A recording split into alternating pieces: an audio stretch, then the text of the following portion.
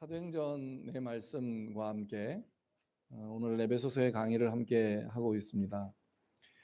사도행전에 나타나고 있는 성령의 역사가 이 에베소 교회에 어떻게 나타나고 있는지 그 아름다움의 모습을 우리는 함께 살펴가고 있습니다. 이 에베소서는 크게 두 부분으로 나누어진다고 계속 말씀을 드리고 있는데 1장부터 3장까지의 말씀은 우리가 누구인지에 대한 존재, 그래서 우리는 예수님 때문에 복 있는 사람입니다 라고 하는 우리의 존재를 확인하고, 그리고 4장부터는 이제 합당하게 행하여 라는 예수님의 기준에 맞는 그런 아름다운 삶을 살아가고 있는 귀한 성도들이 되어진다라고 하는 말씀을 드리고 있습니다. 전주간에 우리는 4장 1절의 말씀에서 그러므로 주 안에서 갇힌 내가 너희를 권하노니 너희가 부르심을 받은 일에 합당하게 행하여 라고 하는 이 합당하다라고 하는 말씀인 주님의 기준, 그리고 그 주님의 원리 앞에 우리는 과연 그 말씀대로 살고 있습니까를 돌아보는 시간이었습니다. 레이첼 켈리라고 하는 사람이 쓴 내 마음의 균형을 찾아가는 연습이라고 하는 책에 보면 우리의 몸은 기본적으로 스트레스를 수용하도록 설계되었지만 그것은 짧은 시간 동안만 가능하다. 오늘날 대다수의 사람이 겪고 있는 24시간 내내 정신없이 밀려드는 스트레스가 위험한 이유가 여기에 있다라고 하는 말이 있습니다. 스트레스를 피해갈 수 있을까요? 왜 여러분 혹시 몸이 좀 불편하셔서 병원에 가면 병원 의사가 진단하는 제일 먼저의 방법 중에 하나가 뭐냐면 병명을 다 듣지요. 어디가 아프시냐고. 그리고 묻는 질문 가운데 하나가 아마 이런 질문이 있을 겁니다. 혹시 스트레스 받으시는 일 있으세요? 이제 아니면 남자분들 같은 경우는 직업이 뭐예요? 라고 묻게 되지요. 왜 그럴까요? 우리의 몸은 스트레스에 반응을 하고 살아가고 있기 때문이라는 겁니다. 그런데 그 스트레스도 때로는 삶의 에너지가 될 수 있는 연구 결과가 속속 발표되기도 합니다. 스트레스가 없는 사람은 자기의 삶의 인생의 모습 가운데 달라짐이 없다는 거죠. 그래서 우리 레이첼 켈리라고 하는 사람이 썼던 것처럼 긴장감이 있는 건 우리로 하여금 무엇인가 조금 더 달라지게 하고 무엇인가 변화를 시킬 수 있는 그런 원동력이 되어진다. 그걸 우리의 스트레스가 삶의 에너지로 바뀌어가는 사람들이 있다라고 하는 것을 연구하고 발표합니다. 그러나 전제가 있습니다. 오랫동안 지속되어지지 않아야 한다는 겁니다. 왜 예수님께서 말씀해 주셨을 때도 너희가 화나는 일 있다. 세상 살면서 화나는 일 없을 수는 없다. 나도 세상 살면서 보니 나도 화나는 일이 있더라.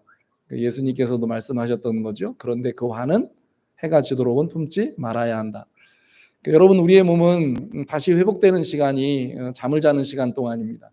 육신의 몸도 좀 회복이 되고 우리의 영혼도 좀 회복이 되어지고 우리의 마음도 생각도 정리가 되어지는 시간이 바로 그 시간입니다. 그래서 시편에 말씀하고 있는 것처럼 사랑하는 자에게 잠을 주신다라고 하는 말씀의 의미가 우리에게는 그렇게 다가오는 거지요. 그런데 그걸 계속 소화내지 못하고 유지시켜가면 우리는 우리의 삶이 어떻게 될까요? 우리의 삶은 피곤해지게 마련입니다. 이제 그러다 보면 자연스럽게 우리가 해야 하는 일들에 대한 부분들을 하지 못하고 살아가게 됩니다. 어떻게 살아야 하는데요? 라고 하는 말씀 앞에 우리는 어떻게 라고 하는 말보다는 그저 하루를 살아가는 것에 바쁜 그런 인생이 되어질 때가 너무 많다라고 하는 거죠. 사도 바울은 안 그랬을까요? 사도 바울도 그랬다고 하는 거죠. 그러면 에베소 교회 성도들은 안 그랬을까요? 에베소 교회 성도들도 그랬습니다. 사실은 오늘날 에베소는 사실은 발견된 지역의 에베소는 굉장히 큰 도시인 건 20만 명이 넘는 큰 도시의 사람들인 건 분명하지만 그 당시에는 항구 도시였습니다. 그러니까 워낙 많은 사람들이 들어오기도 하고 나가기도 하는 항구 도시였던 겁니다. 그런데 그 항구 도시이다 보면 자연스럽게 겪게 되는 일들 가운데 하나입니다. 들어가고 나가는 사람들이 워낙 많고 또 하나는 거기에 오직 그냥 이방인, 만약 예를 들어서 그 당시의 지역에 에베소를 다스리던 사람들이 로마의 사람들이라면 로마의 사람들만 있으면 괜찮은데 거기에는 다양한 국적의 사람들이 오고 갑니다.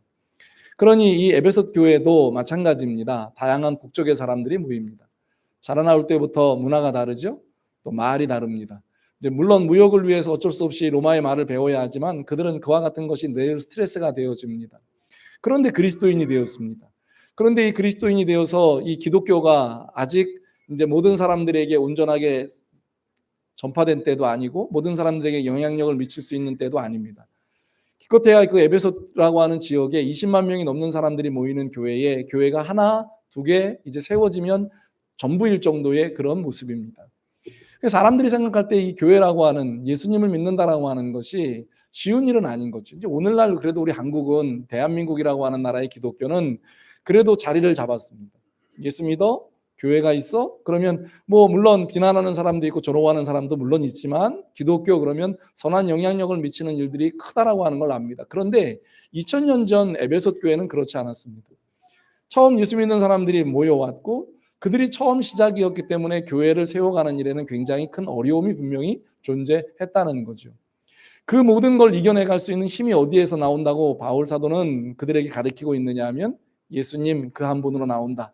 그래서 그 존재의 확인을 시켜주는 겁니다. 너희들이 하나의 교회를 이루어가는 일도 쉬운 일은 아니야. 함께 가정이 하나 되는 것도 어렵듯이 너희들이 하나의 교회를 이루어가는 일이 결코 쉬운 일이 아니야. 그래서 전 다음 주에 우리가 보게 되겠 말씀이지만 우리가 하나 되게 하신 것을 힘써 지키라고 하는 말씀을 그들에게 그런 의미의 말씀으로 선포해 갑니다. 근데 그건 2000년이 지난 오늘도 마찬가지입니다. 여러분 다양한 사람들이 모였잖아요. 그래도 우리는 너무 감사하게 같은 그런 피부색을 가지고 있고 또 같은 말을 씁니다.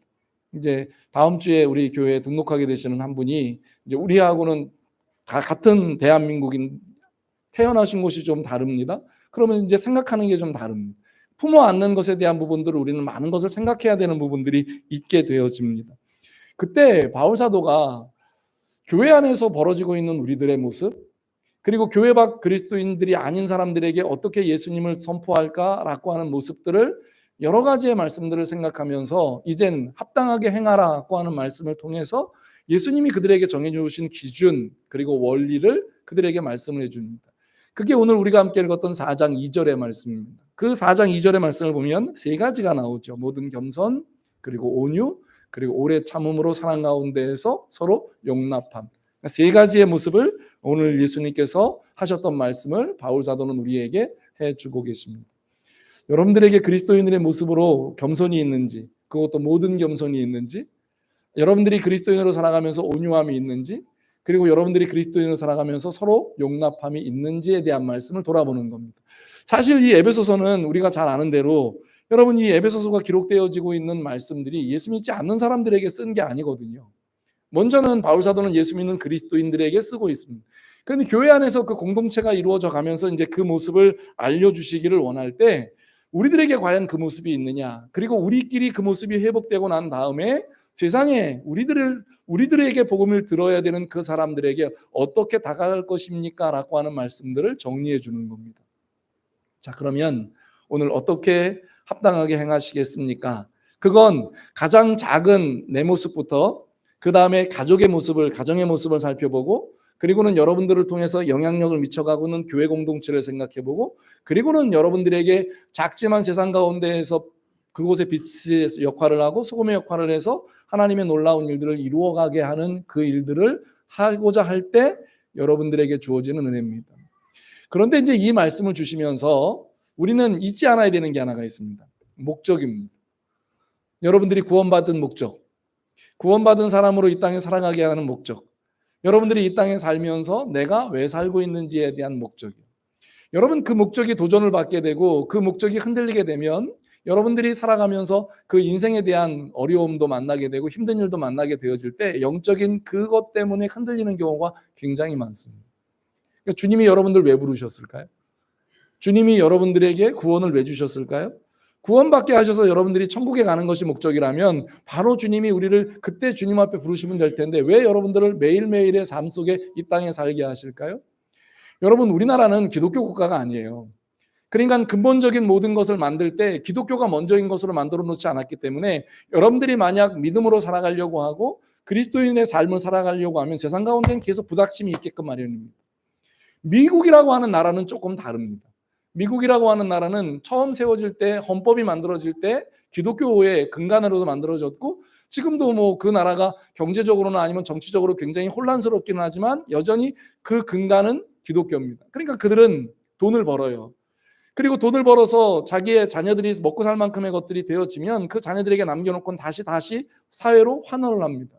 뭐 우리가 잘 알고 있는 저 세계적인 부자한 사람들이 예수를 잘 믿었느냐 안 믿었느냐는 잘 모르는데 그 사람들이 죽기 전에 하는 일들 중에 하나가 자기의 재산들을 사회로 다시 환원을 합니다. 그거 왜 그럴까요? 주님이 말씀해 놓으신 말씀을 지키며 살려고 하기 때문입니다. 그러면 우리는 어때요? 우리는 잘 벌어서 죽을 때까지 지고 가야 됩니다. 그리고 그거 죽을 때까지 자기 것으로 만들어야 돼요. 그리고는 그거 지키기 위해서 자기의 자녀들에게 물려주어야 합니다. 그런데 자녀들이 하나면 괜찮은데 자녀들이 둘만 되고 셋만 되면 아버지 어머니가 돌아가시고 난 다음에 그것 더 차지하려고 싸우기에 정신이 없습니다. 왜? 아버지 어머니가 그 모습을 그 자녀들에게 보여주었기 때문이라고 하는 거죠. 잊으시면 안 돼요. 우리가 예수 믿고 그리스도인이 되셨을 때 자녀들에게 여러분 자녀들의 삶이 윤택하고 아름답다면 거기로 끝이 나야 합니다. 그 자녀들이 더 살기도록 하기 위해서 여러분들이 살아계시는 동안에 애쓰고 힘드시는 것으로 그들에게 나눠주는 것으로 끝이 나야 합니다. 여러분들이 죽고 난 다음에 그 아이들에게 무언가를 물려주신다라고 생각을 하는 그 순간 그 자녀들은 여러분들이 그 장례를 치르는 그 앞에서 그 자녀들은 죄송합니다. 10중 8, 9, 100중 8, 90%는 싸울 거예요. 왜 그럴까요? 조금 더 가져야 하기 때문입니다. 잊지 않으시면 좋겠습니다. 합당하게 행하여의 말씀을 들으면서 행동하는 그리스도인의 모습을 우리가 어떤 모습인지를 생각해야 하는 거죠. 그 첫째는 모든 겸손 이야기합니다. 오늘 4장 2절을 시작하면서 합당하게 행하십시오. 그리고 제일 먼저 말씀하는 게 모든 겸손 이야기합니다. 이 모든이라고 하는 말은 오늘 우리에게 주시는 전체라고 하는 말입니다. 온 마음 다해서 겸손해야 한다. 그런데 이 겸손이라고 하는 말의 의미가 단지 낮아짐에 대한 부분으로만 해석하지 아니하고 마음의 굴욕감, 마음의 비하 아니면 겸양이라고도 쓰여집니다. 사도 바울은 여러 곳에서 이 말씀을 쓰고 있는데 특별히 옥에 갇혀서 썼던 세 권의 성경, 오늘 이 에베소서에서 말씀하고 있고 또 이 지금 그 빌립보에서도 말씀하고 골로새에서 말씀하고 뭐 개인적 서신이었던 빌레몬에서의 건 빌레몬에게 썼기 때문에 그 말씀이 빠져 있지만 세 곳에서 이 말씀을 같이 이야기합니다. 빌립보서 2장 3절에서도 말합니다. 아무 일에든지 다툼이나 허용으로 하지 말고 오직 겸손한 마음으로 각각 자기보다 남을 낮게 여기고. 골로새 교회에 말씀합니다. 3장 12절에 그러므로 너희는 하나님이 택하사 거룩하고 사랑받는 자처럼 긍휼과 자비와 겸손과 온유와 오래 참음으로 옷을 입고 라고 하는 말씀으로 하시면서 그리스도인들은 겸손이라고 하는 마음의 낮아짐이라고 하는 마음에 정말로 우리가 말씀하고 있는 비하라고 하는 부분들을 생각을 해야 한다는 거죠. 사도행전 20장 19절의 말씀을 보면 그는 제3차 전도여행을 끝나고 이제 예루살렘 교회로 올라갑니다. 근데 그 예루살렘에 올라가면 자기가 잡힐 걸 알아요. 그리고 죽는 것도 압니다. 그런데 그가 이제 나중에 로마의 시민권을 가지고 있는 것 때문에 로마에 가서 복음을 전합니다만 그 마지막 그 에베소에서 밀레도 교회, 그러니까 밀레도라고 하는 곳에서 에베소 교회 장로님들을 청하여서 마지막 고별 설교를 하면서 그가 했던 고백 가운데 자기의 3차 전도 여행의 모습을 돌아보면서 고백하는 말씀들이 나옵니다. 그중 19절의 말씀에 보면 곧 모든 겸손과 눈물이며 유대인의 관계로 말미암아 당한 시험을 참고 주를 섬긴 것. 내가 주님 앞에서 어떻게 일한 거, 에베소 교회 장로님들이 어떻게 한 거, 그런데 그 모든 것을 이야기할 때 모든 겸손이라고 하는 이야기를 합니다. 그러니까 마음에 주님의 마음을 갖지 않으면 그 마음들을 절대 품을 수 없다는 걸 알았습니다. 그래서 이 말씀들을 생각하면서 겸손의 가장 대표적인 분이 바울 사도는 누구라고 생각을 했을까요? 바로 예수님인 걸 생각을 했던 겁니다. 예수님 스스로가 복음을 전하시면서 이렇게 말씀을 하십니다. 수고하고 무거운 짐진 자들아 다 내게로 오라 내가 너희를 쉬게 하리라. 그런데 여러분 여기 수고하고 무거운 짐진 자들이 주님 앞에 왔었을 때 이들은 정말 강도도 이런 강도가 없고요. 깡패도 이런 깡패가 없습니다. 여러분 예수 믿는다고 여러분들의 그 인격을 자만 생각해 보세요. 주님 앞에 가서 맨날 뭘 달라고만 해요. 강도도 주님께 뭐 맡겨놓으셨어요? 깡패도 이런 깡패 없습니다. 안 주면 때를 쓰는데 이건 정말 자기 죽지 않으면 죽기까지 때를 씁니다. 이런 깡패가 없어요. 수고하고 무거운 짐진 자들이라고 하는 사람들이 주님 앞에 왔었을 때 주님이 이렇게 말씀하십니다. 나는 마음이 온유하고 겸손하니. 그러니까 예수님의 마음이 온유하고 겸손하지 않으시다면 도저히 강도 같은 사람, 깡패 같은 여러분 세상에 무슨 뭐 깡패 같은 짓을 하고 깡패가 강도 같은 짓을 해야만 그런가요? 여러분들이 주님 앞에서 예수 믿기 전에 했던 행동이거나 예수 믿고 나서 예수님 앞에 하는 것 행동 가만 보세요. 인격적으로 기도를 하는 것 같은데 기도는 인격적인지 모르겠어요. 말은 인격적인지 모르겠어요. 그런데 주님 앞에 기도하는 그 내용들은 완전히 강도예요. 칼만 안 들었지 날강도인 경우가 참 많습니다. 혹시 여러분들은 안 그러신가요? 저는 그럴 때가 있어요. 주님 앞에 뭐 맡겨놓은 사람 같아. 주님이 안 주시면 꼭 내가 주님이 주신 그 엄청난 그 생명을 내 마음대로 꼭 뭘 할 수 있을 것 같은 느낌을 이야기합니다. 그러니까 예수님이 그런 사람들을 만날 때 뭐라고 말씀하시느냐 하면 나는 마음이 온유하고 겸손하니 나의 멍에를 메고 내게 배워라. 야, 너희들도 너희들이 만나야 되는 사람 수고하고 짐진 사람들이야. 그 사람 깡패 같고 강도 같은 거 당연하다. 그러니 내가 그들에게 했던 것처럼 너희도 그랬으면 좋겠어. 그리하면 너희 마음에 쉼을 얻을 거야 라고 말씀을 하시면서 이는 내 멍에는 쉽고 내 짐은 가벼움이라고 하는 말씀을 하시면서 예수님이 겸손에 대한 부분을 이야기하세요. 예수님의 겸손에 대해서 바울은 빌립보 교회 성도들에게 말씀을 하면서 빌립보서 2장 5절로 8절에 이렇게 말합니다. 너희는 너희 안에 이 마음을 품으라. 곧 그리스도 예수의 마음이니 그는 근본 하나님의 본체시나 하나님과 동등됨을 취할 것으로 여기지 아니하시고 7절에 말합니다. 오히려 자기를 비워 종의 형체를 가지사 사람들과 같이 되셨고 사람의 모양으로 나타나사 자기를 낮추시고 죽기까지 복종하셨으니 곧 십자가에 죽으심이라. 여러분 그리스도인들에게 왜 모든 겸손이 필요할까요? 예수님이 겸손하시기 때문입니다. 그러니까 여러분들이 왜 겸손하셔야 된다고요? 예수님을 믿고 살기 때문입니다. 그러니까 여러분들이 만약 예수님을 믿지 않았다면 겸손하지 않으셔도 돼요. 겸손하지 않은 거 세상의 사람들에게 나타나고 있는 교만한 거 그 세상 사람들 당연한 겁니다. 예수 믿지 않는 사람들 교만한 거 당연합니다. 그들이 그거 자랑하는 거 당연합니다. 예수님을 믿지 않기 때문에 그렇습니다. 그런데 여러분들이 예수님을 믿습니다. 예수님을 믿는다고 말하는 때에는 여러분들은 언제나 변함없이 가져야 되는 게 있습니다. 그게 무슨 마음이냐면 모든 겸손한 마음입니다. 여러분 가장 예수님이 말씀해 주신 우리의 마음, 개인적인 우리의 마음 살필 때요. 가만히 앉아 있어도 왜 세상에서 소리가 들리잖아요. 뭐 여러분들이 수도원에 가 있어도 들린다고 이야기합니다. 수도사들도 수도원에 가 살아도 혼자 살고 있는데도 그런 욕망과 싸워야 되고 욕심과 싸워야 된다고 이야기를 합니다. 그런데 그들이 얼마나 자기가 높아지고 싶겠습니까? 그럴 때 그들에게 주님이 주신 은혜의 첫 번째 행함이 뭘까요? 겸손. 겸손은요. 없는데 없다고 말하는 게 아니에요. 우리는 예수님의 믿음으로 말미암아 가진 게 너무 많잖아요. 가진 게 너무 많은데 우리는 주님 앞에서 정말 주님이 주신 은혜가 최고입니다 라고 말할 수 있는 겸손의 사람들이 여러분들의 모습 되어지실 수 있기를 주님의 이름으로 간절히 축원합니다. 그러니까 여러분들 겸손의 옷을 입으셔야 돼요. 그러니까 누가 어떤 것을 묻거든요. 이렇게 툭 다가왔을 때 요즘 날씨도 덥고요. 또 세상의 사람들이 여러분들에게 얼마나 도전하는 일이 많은지 몰라요. 그때 아유 얼마나 수고하고 무거운 짐을 졌으면 나한테까지 저럴까.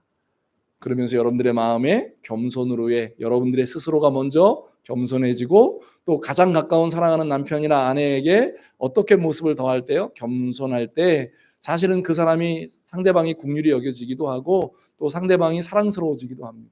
근데 내 마음속에 예수님이 말씀하시는 겸손의 은혜가 없으면 죄송합니다. 누구이든 상관없습니다. 싸움을 하고 싶어져요. 강도가 다가오는데 뭘로 대항을 해야 돼요? 강도처럼 하거나 강패처럼 하거나 같은 힘에 힘들에 붙어야 됩니다. 근데 내 마음속에 겸손해요. 그러면 훅 다가와도 받을 수 있는 거예요. 왜 여러분들의 마음속에 겸손을 가져야 됩니까? 라고 하는 대표적인 예 중에 하나가 바로 그겁니다. 여러분들의 마음속에요. 그 요즘 사춘기를 만나고 있는 자녀의 부모님들 계시죠? 그 요즘 요 앞에 지금 삼총사 너희들의 마음은 사춘기란다. 그래서 저 아이들은 지금 사춘기를 표현해내죠. 그래서 어떤 때는 말로 반항을 하고요. 말로 반항이 안 되면 자기가 할 수 있는 행동으로 반항을 합니다. 저 아이들의 행동의 반항 중에 가장 첫 번째는 문을 닫고 들어가는 겁니다. 뒤에서 웬 바람이 그렇게 부는지 그러면서 딱 들어갈 때 갑자기 어디서 불어온 바람인지 모르지만 바람이 붑니다.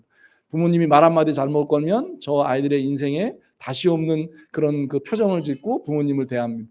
근데 사실 지나가고 나면 별거 아닌 거죠. 사실 저 아이들에게 사춘기는 자기의 것을 표현해내기 시작하는 겁니다. 여러분들 신앙에도 사춘기 있어요. 근데 그 사춘기를요 사람한테 제발 하지 마세요. 창피해요. 하나님 앞에 하세요. 그러니까 예수님 앞에 강도도 되고 깡패도 되는 이유 중에 하나는 그 예수님 앞에 가서 하라고요. 사람 앞에서 하면 사람이 받아줄 땐 괜찮은데 못 받아주면 그게 굉장히 큰 상처가 되어집니다. 근데 저 아이들은 받아줘야 되잖아요. 그러니까 부모님들이 어떤 마음이 돼야 될까요? 부모님들이 모든 겸손을 가지고서 좀 이렇게 말씀하신 대로 좀 넉넉한 마음도 가지고 있고 좀 바다 같은 마음이 좀 되어지면 좋은데, 이게 왜 요만한 돌을 하나 이렇게 휙, 근데 내 거와 같은 마음입니다. 그거 탕 떨어지는 순간 파장이 팍 일죠. 그러니까 엄마 이거 왜 이래요? 똑같은 말입니다. 저 아이들의 엄마 이거 왜 이래요? 돌을 휙 던집니다. 그러니까 반응이 별로 없어요. 근데 여러분 이게요, 이제 우리가 마음에 모든 겸손이 있을 때 괜찮은데 이게 돌을 휙 던졌습니다. 바다 같을 때는 그게 별 상관이 없죠. 냇가 같은 경우는 파장이 크게 입니다. 근데 엄마가 별로 내 말에 대해서 엄마 이거 왜요? 이거 뭐예요? 라고 물었을 때 반응이 별로 없어요. 그러니까 그 아이들은 자기 표현을 하기 위해서 말이 높아지는 겁니다. 엄마 이것 좀 해주세요. 엄마 이건 뭐예요? 말을 해서 안 들으니까 그때 뭐가 높아지는 거죠? 소리가 높아지고 표정이 달라지면 엄마가 긴장한다는 거, 아빠가 긴장한다는 걸 압니다. 아빠한테 대체로 혼이 나니까 잘 안 하죠. 근데 엄마한테는 그게 되니까 합니다. 엄마 이거 뭐예요? 엄마가 반응을 해요. 그러니까 엄마 이거 왜 그래요? 이럴 땐 반응을 별로 안 하던 엄마가 엄마 이거 왜 이래요? 이러면 이제 엄마가 반응을 하니까 그때 아이들은 자연스럽게 그게 먹힌다고 생각을 하니까 말하기 시작하는 게 사춘기입니다.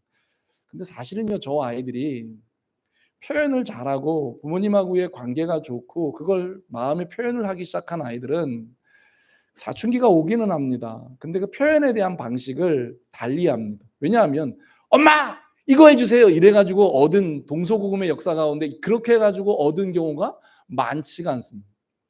제일 먼저는 뭐부터 날라오는 거죠? 매부터 옵니다. 책망부터 옵니다.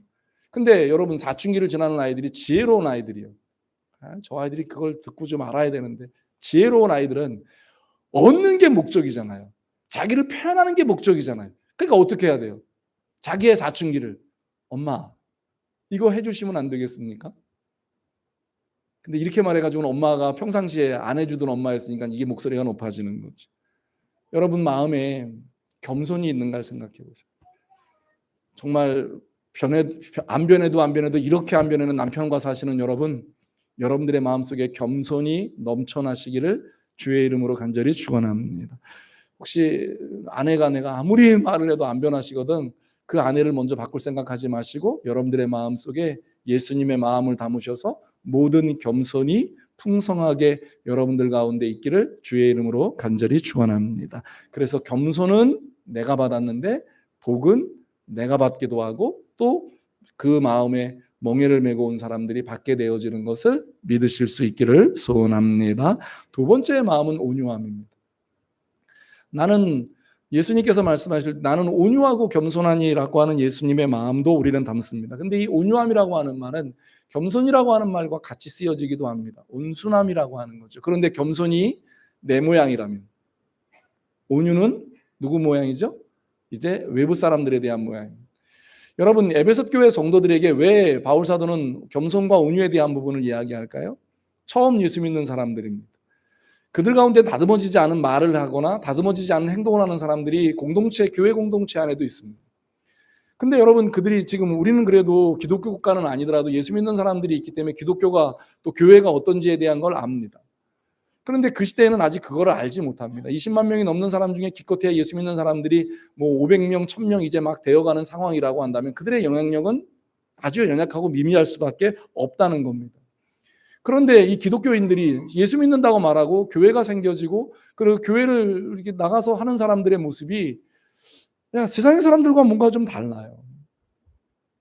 내가 이제까지 만났던 사람들과는 조금 다릅니다. 그게 무슨 표현일까요? 성경이 말씀하고 있는 온유함입니다. 이 온유함에 대한 표현을 고린도전서 4장 2절에서 고린도전서 4장 21절에서 바울 사도는 이렇게 말합니다. 너희가 무엇을 원하느냐? 내가 매를 가지고 너희에게 나아가랴.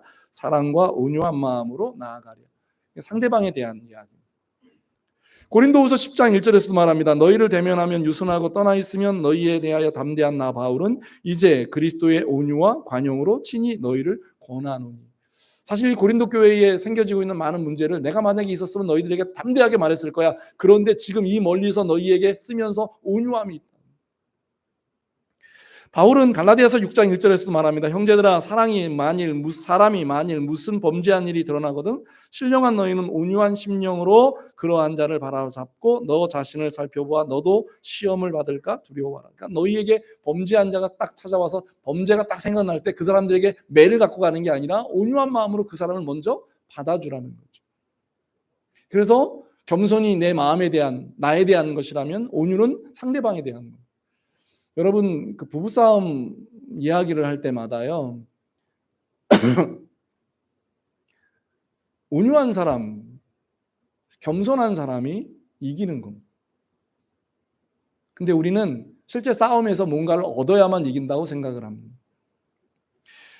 바울 사도가 맨 마지막에 썼던 디모데후서 2장 25절에도 말합니다. 거역한 자를 온유함으로 훈계할지니 혹 하나님이 그들에게 회개함을 주사 진리를 알게 하실까 하며. 그러니까 거역하는 자들, 예수 믿지 않는 자들, 상대방에 있는 사람들에게 그들이 쏟아내는 말들에 대해서 우리는 어떤 마음을 가지라는 거죠? 온유함으로 훈계하라. 야고보 사도는 야고보서 3장 13절에서 이렇게 말합니다. 너희 중에 지혜와 총명이 있는 자가 누구냐? 그는 선행으로 말미암아 지혜의 온유함으로 그 행함을 보일지니라. 그러니까 우리가 가지고 있는 지혜와 총명은 어떻게 나타난다는 거죠? 선행으로 온유함으로 나타난다는 거예요. 여러분 베드로 사도는 이 온유함이 얼마나 그리스도인들에게 중요한지에 대한 부분들을 말씀을 하면서 베드로전서 3장 15절에 이렇게 말씀을 합니다. 너희 마음에 그리스도를 주로 삼아 거룩하게 하고 너희 속에 있는 소망에 관한 이유를 묻는 자에게는 대답할 것을 항상 준비하되 온유와 두려움으로 하고라는 말씀을 합니다. 그리스도인이 된다는 거 온유한 자가 된다는 겁니다. 그래서 여러분 왜 예수님의 8가지 복 가운데에서도 우리에게 말씀하죠. 온유한 자는 복이 있다. 뭘 차지한다고요? 예, 기업을 차지한다. 사람을 기업으로 차지하고 땅을 기업으로 차지합니다. 여러분 말 한마디에 모든 걸 다 엎어버릴 수 있는 사람이라면 그 사람에게 누구를 맡기시겠습니까? 여러분 목사인 제가 매일 설교를 하면서 여러분들에게 매번 엎어버리는 설교만 해버리면 여기 이 자리에 몇 분이나 앉아 계실까요? 그러니까 오늘 여러분들이 하나님의 말씀을 들으면서 여러분들의 마음속에 누구를 대할 때 아니 예수님의 온유함 이야기할 땐 범죄하는 자 이야기도 하고 또 훈계하는 자도 이야기하고 거역하는 자도 이야기하고 그런 이야기들을 많이 이야기합니다. 여러분 혹시 여러분들에게 그 남편이나 아내의 말이 여러분들에게 좀 강하게 들리시거든요. 여러분들이 온유한 자인가 살펴보셔야 돼요. 부모님과 자녀의 관계 속에서 자녀들이 여러분들에게 좀 세게 말하면 자녀들이 여러분들에게 어떤 말을 하고 있는지에 대한 걸 생각하지 마시고 여러분들이 과연 그 자녀에게 온유함, 온순함으로 다가가고 그 아이가 어떤 말을 하는 것에 대해서 품어 안아줄 수 있는지에 대한 말씀들을 살펴보라는 거예요. 그리스도인이 되셨기 때문에. 그리스도인들이 가져야 되는 신앙의 덕목, 모든 겸손, 모든 온유임을 기억할 수 있기를 주의 이름으로 간절히 축원합니다. 여러분 이 겸손과 온유가 왜 그리 중요할까요? 그 다음 말씀이 너무 중요하기 때문인 거죠. 뭐라고 말씀하죠? 4장 2절입니다. 모든 겸손과 온유로 하고 오래 참음으로 사랑 가운데에서 서로 용납하고. 그러면 여기에 결론은 뭘까요? 용납입니다. 그러니까 모든 겸손과 온유로 용납해야 되고 그 오래 참음으로 사랑 가운데서 서로 용납해야 됩니다. 여러분 이 말씀 가운데 오래 참음이라고 하는 말은 꿋꿋함입니다. 인내라고 하는 말로도 쓰이고요.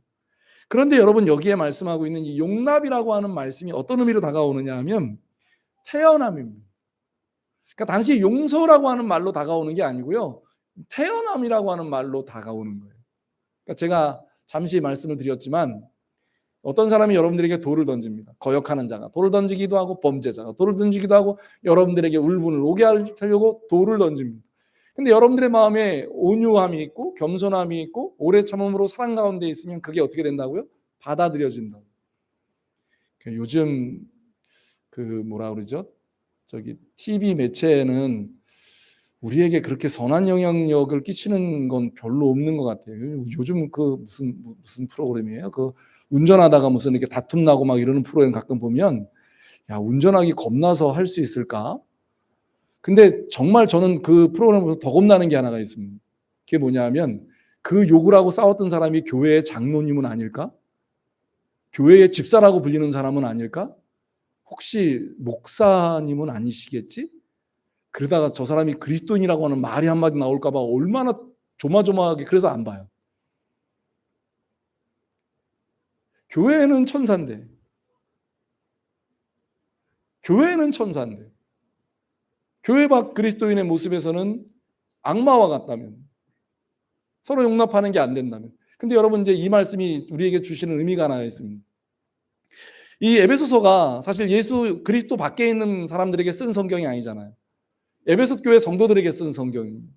그러면 여기 서로 용납하라는 얘기는 어디서 용납하라는 거죠?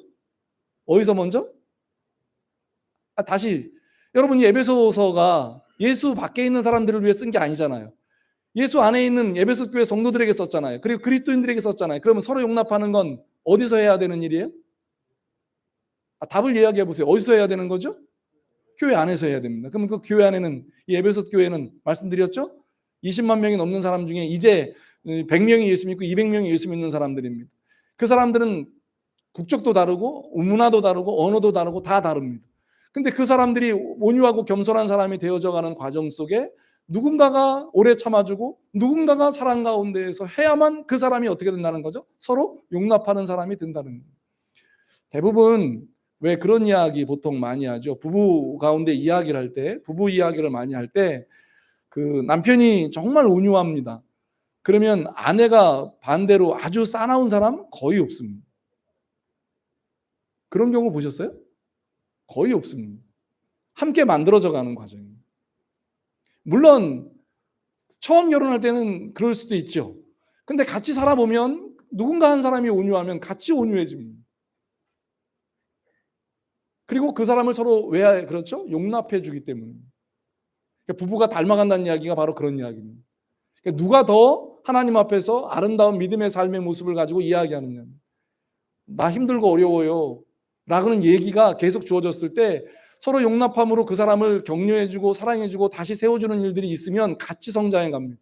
그런데 여러분, 그게요, 내가 그 말을 들었을 때 이걸 내가 받지 못해서 그 사람에게 같은 마음으로 이렇게 받아내기 시작하면 그건 같이 망하는 길 갑니다. 제가 이번 주 목요일 날 실로 오래간만에 목사님들과 운동하는 축구장에 나갔습니다. 오래간만에 나갔더니 그 앞에서 인도하는 그 목사님이 인도 스타일이 바뀌었어요. 전에 같이 운동할 때 늘 모습이 20년 가까이 운동을 했는데 그 목사님이 모습이 바뀌었어요. 이제 그때 제가 제일 많이 느낀 것 중에 하나가, 아니 운동하다간 누가 와도 인사하는 것에 대해서 용납하지 않던 목사님이 갑자기 나이가 들은 건지 사람이 바뀐 건지 모르겠는데 제가 깜짝 놀랄 만큼, 아니 갑자기 아픈 사람 하나가 늦게 와서 인사를 하는데 그걸 운동장에서 인사하면서 막 받아주는 거예요. 그래서 제가 전에 그 목사님, 제가 말씀드리는 목사님이 누군지 아마 상상은 되시는 분 계실 거예요. 근데 전에 그 목사님 생각할 때는 전혀 안 되던 목사님이 저희를 왜 하느냐 그러고 제가 한마디 옆에 있는 분에게 이야기를 했어요. 그랬더니 우리 요즘 저 사람이 좀 이상해. 뭔가 바뀌었는지 모르겠는데 왜 바뀌었는지 모르겠는데 바뀌었어. 그리고 나서는 보면 분위기가 어떻게 됐냐면 굉장히 화기애애해요. 옛날에는 그런 게 조금 왜 잘했느냐 못했느냐를 가지고. 근데 여러분 꼭 아셔야 되는 게 있습니다. 제가 강단에서 여러분들 잘하고 못함에 대한 부분들을 계속 지적을 하고 그거에 대해서 계속 말을 하면 여러분들도 모르게요, 싸납백이 됩니다. 부모님이 아이들이 말하는 거에 대해서 계속 맞받아치면 자녀 아이들이요, 그 엄마에게 아빠에게 더 그 자극을 줘야 되기 때문에, 죄송합니다, 싸납백이라는 표현을 써서, 이게 싸납백이라는 표현이 어느 나라 표현인가요? 그렇게 돼요. 근데 여러분 이게 계속 돌을 던져요. 근데 부모님이 받아줘요. 그리고 그것을 받아주는 부모님들이, 바다와 같이 받아주는 부모님들이 있으면 이 아이는 자기도 모르는 사이에 언어가 바뀌어요. 순화가 된다고요. 그리고 내가 뭘 잘못했는지 스스로 알아요. 잘못은 누가 지적해 주셔서 아는 게 잘못이 아니에요. 깨달을 때 잘못인 거예요. 회개는 언제 합니까? 자기가 죄인인 걸 깨달을 때 하는 거예요. 남이 여러분들이 왜 겸손하지 못해요? 왜 온유하지 못해요? 왜 여러분들 용납하지 못해요? 이걸 갖다고 와 하는 경우는 정말 천에 하나 만에 하나. 내가 겸손하지 못한 걸 그 말씀을 들을 때 깨달아지고, 내가 온유하지 못한 게 내가 말씀을 들을 때 깨달아지고, 내가 용납하지 못했던 걸 주님의 말씀을 들을 때 깨달아질 때, 그때 내가 회개하고 내가 그런 사람이었음을 먼저 하나님 앞에 용서를 구하는 일들을 시작되어지는 거죠. 왜 예수님께서 용납하는 일들을 오래 참음으로 사랑 가운데서 하라고 말씀을 할까요? 사랑은 오래 참는 거라. 근데 여러분 그 사랑 이야기를 할 때 예수님은 우리에게 이렇게 말씀하십니다. 친구를 위한 사랑 이야기. 그런데 예수님이 우리에게 주시는 말씀이 있습니다. 그게 바로 용납이라고 하는 단어에 속해 있는 은혜입니다. 제가 금요일 날 설교하면서 그런 말씀을 드렸습니다. 금요일 날 새벽 기도를 마치고요. 제가 저 앞자리에 매번 앉아서 기도를 하는데 너무 하나님 앞에 속이 상한 거예요. 아니 그 목회자로 세우시고 지금까지 목회를 한 30년 하게 하셨으면 이 정도 돼서 하나님 앞에 좀 이렇게 기도 부탁을 너가 하면 내가 좀 하나님 앞에 무릎을 꿇고 좀 기도하면 좀 이렇게 좀 들어주시고 좀 이렇게 해주시면 참 좋겠구만. 아니 기도는 안 들어주시고 그 기도가 계속 반복이 되는 기도를 계속 듣게 되니까 이게 너무 듣다가 제 마음속에 하나님 앞에 하다가 짜증이 나는 거예요. 그래서 하나님 앞에 하나님 이게 뭡니까? 라고 하려고 다 참았어요. 그런 마음이었어요. 너무 기도 부탁은 하는데 그 기도를 가지고 새벽마다 부르짖는데 안 됐다는 말만 듣고 그건 이루어졌다는 말은 안 들리고 계속 그 마음이 드니까 너무 속이 상하는 거예요. 그러면 하루가 어떻죠? 굉장히 힘이 듭니다. 그래서 금요 기도회도 준비해야 되는데 믿음으로라고 하는 말씀을 준비해야 되는데 계속 그 마음이 걸려 있었습니다. 하루를 살아가고 있는 중에 주님이 어느 순간 제 마음에 이런 마음을 떠오르게 하시더라고요. 야, 나는 너 같은 놈도 받았다?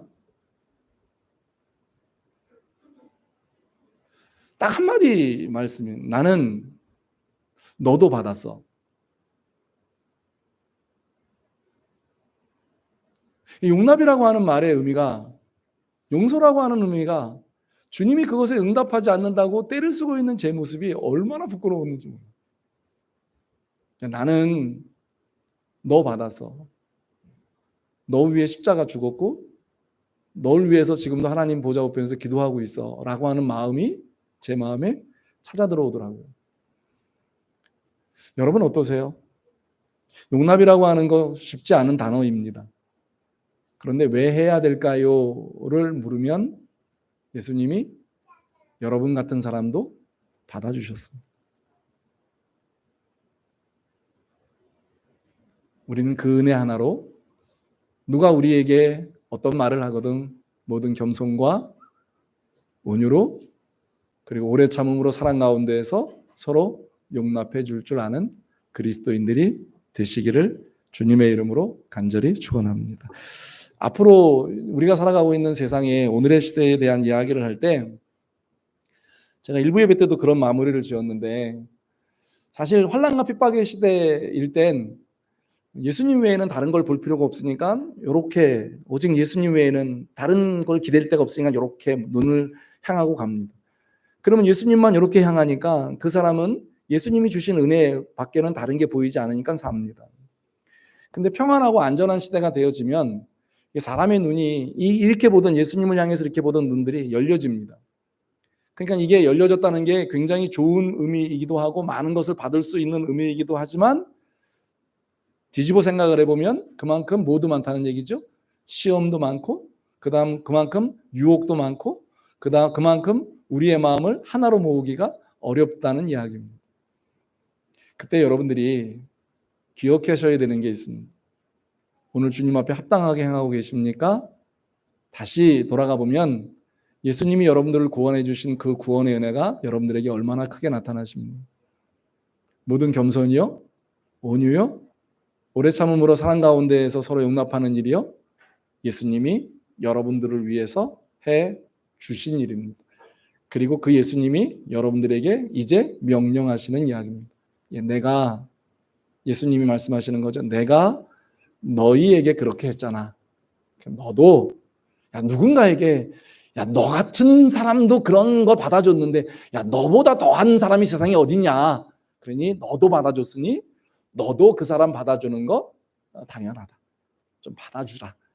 좀 용납해주고 그 사람에게 좀 사랑으로 좀 대해주고 그 사람이 사랑이 모른다고 때를 쓰면 그 사랑이 너희를 통해서 흘러가게 했으면 좋겠다.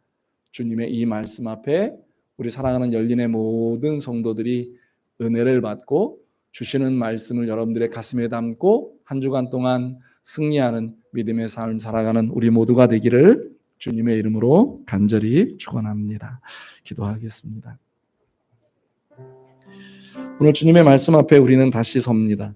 그리고 주님의 부르짖음 앞에, 모습 앞에 다시 섭니다. 주님이 우리의 모습을 받아주셨습니다. 온유와 겸손으로, 그리고 사랑 가운데 용납함으로 받아주셨습니다. 나 같은 사람도 받아주셨고 우리 같은 사람도 받아주셨습니다. 이젠 여러분 예수 믿으면서 받지 못할 사람, 사실 예수님의 사랑 생각하면 없습니다. 여러분들에게 주신 사랑이 크게 생각하면 받지 못할 사람 없습니다. 여러분들에게 돌을 던지는 사람이 있거든 그 사람은 여러분들에게 원수가 아니라 여러분들을 주님의 사랑으로 깨우쳐주는 사람일 수도 있습니다. 여러분들을 비난하고 조롱하는 사람이 미운 사람만이 아닙니다. 어찌 보면 그 사람들을 위해서 흘려야 되는 눈물이 필요한 수도 있습니다. 왜죠? 우리가 먼저 구원을 받았기 때문이고 우리에게 주님은 모든 겸손 그리고 모든 온유 그리고 오래 참음으로 서로 용납해 주셨기 때문입니다. 이제 우리 차례입니다. 우리가 해야 됩니다. 바울 사도는 에베소 교회 성도들이 너희가 좀 먼저 했으면 좋겠다. 마음에 안 들지? 야, 그 사람 하는 거 마음에 안 들지? 그 사람이 하는 행동 마음에 안 들지? 근데 너도 받아준 예수님이 계신다면 너도 그 일 하면 안 되겠니? 너도 그렇게 살면 안 될까? 그러면 그 사람이 언젠간 변화되어서 주님을 믿게 될지 누가 알겠니? 혹시 그 사람이 변화되어서 정말 주님의 큰 일꾼 될지 어찌 알겠니?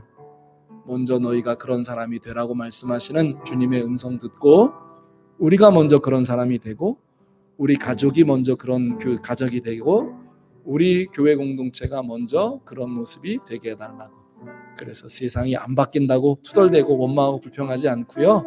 그저 받아주시는 은혜가 있다라고 생각을 하시고 그런 은혜를 흘려보내는 우리가 되게 해달라고. 오늘 우리 주신 말씀 붙잡고 우리와 우리의 가족과 우리 교회 공동체를 위해서 그리고 그 겸손과 온유함과 서로 용납함을 기다리고 있는 세상을 향해 그들을 품에 안을 수 있는 우리가 되고 그들을 품에 안고 주님의 사람으로 만들어갈 수 있는 우리가 되게 해달라고 같은 마음 가지고 함께 1분만 같이 기도해 주시면 좋겠습니다. 기도합니다.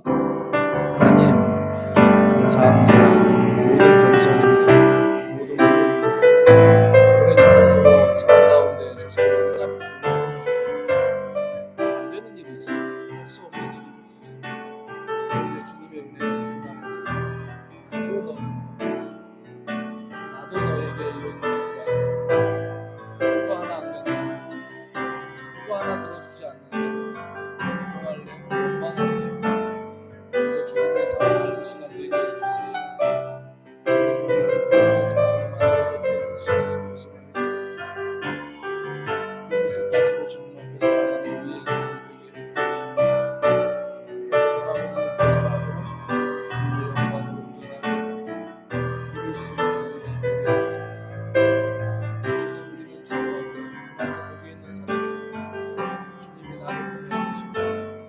주님이 우리를 선택하여 주십니다.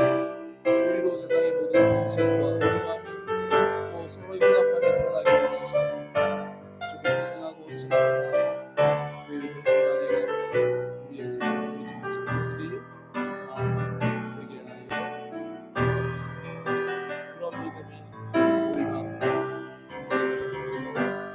주옵소서. 모든 겸손 온유로 하고 오래 참음으로 사랑 가운데에서 서로 용납하며 라고 하는 말씀이 오늘도 예수님의 마음을 알게 되고 그 예수님의 마음이 우리를 향한 마음인 줄 알게 되고 우리의 가족이나 교회 공동체를 향한 마음인 걸 알게 하여 주옵소서. 세상이 우리를 비난하고 조롱한다고 거기에 대항하는 사람이 아니라 온유함으로 그들의 비난의 말도 그들의 조롱의 말도 받아서 바다와 같은 마음으로 다시 그리스도의 사랑으로 돌려줄 줄 아는 우리의 모습이 되게 하여 주옵소서. 세상이 넉넉해지고 풍성해졌다는 건 우리가 넉넉하고 풍성한 삶을 살아가는 것에만 목적이 있는 게 아니라 하나님 주님이 우리에게 말씀하여 주시는 온유와 겸손 그리고 용납함으로 더 그리스도의 사랑을 알게 하고 전파하게 하시는 하나님의 뜻임을 알게 하여 주옵소서.